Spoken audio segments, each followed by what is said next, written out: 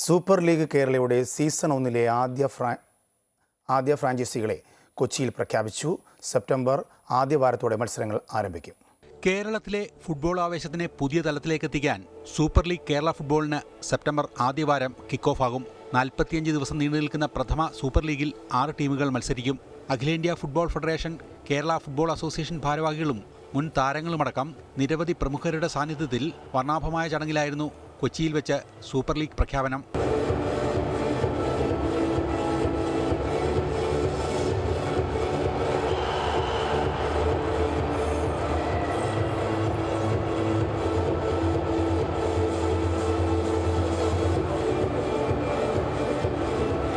Tennis താരവും SG sports and entertainment സിഇഒയുമായ മഹേഷ് ഭൂപതിയാണ് കൊച്ചി പൈപ്പേഴ്സിന്റെ ഫ്രാഞ്ചൈസി ഉടമ. ടെക് സംരംഭകനും IBS ഗ്രൂപ്പ് ചെയർമാനുമായ BK മാത്യൂസ് ആണ് കാലിക്കറ്റ് ടീമിന്റെ ഉടമ. KIMS CMD doctor Muhammad Ilias Sahadulla, Kerala travels MD KC Chandrahasan, Kovalam FC സഹ ഉടമ TJ മാത്യൂസ്, ഗൗരി ലക്ഷ്മിബായി തമ്പുരാട്ടി എന്നിവരാണ് തിരുവനന്തപുരം കൊമ്പൻസിന്റെ അമരക്കാർ.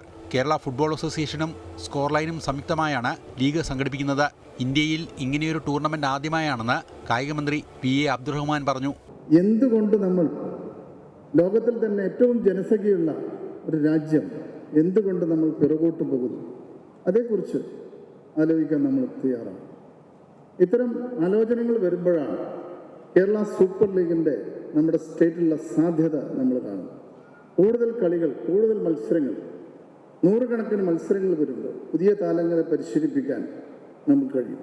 ലോക നിലവാരത്തിലേക്ക് ഉയരാൻ കഴിയുന്ന കേരളത്തിലെ മികച്ച ഫുട്ബോൾ താരങ്ങൾക്ക് അവസരവും മികച്ച സൗകര്യങ്ങളും പരിശീലനവും നൽകി അവരെ ദേശീയ അന്തർദേശീയ നിലവാരത്തിലേക്ക് ഉയർത്തുക എന്നതാണ് സൂപ്പർ ലീഗ് കേരള ലക്ഷ്യമിടുന്നത്. അമൃത ന്യൂസ്, കൊച്ചി.